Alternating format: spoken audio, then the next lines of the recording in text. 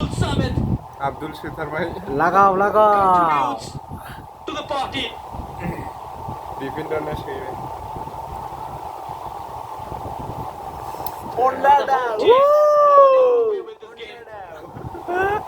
Ondada. Lagao, lagao. Ondada. Ondada.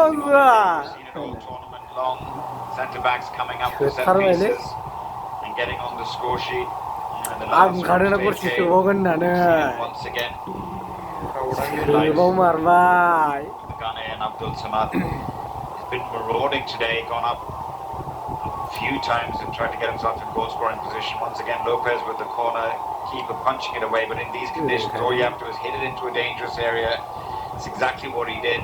Just put it back into the danger area, and then got to give credit to the big man, the big defender, who adjusted his body really well to just get the kind of contact he needed to just steer that goal bound. That ball wasn't going towards the goal, got the right kind of deflection from him, and made it almost impossible for Lama to keep that out of the goal. And Pedro Astre from set pieces, loaded to give sleepless nights to many teams, Brad. Abdul. That's what he is. He's Mr. Consistent for Bodoland. Asks questions every time with his delivery.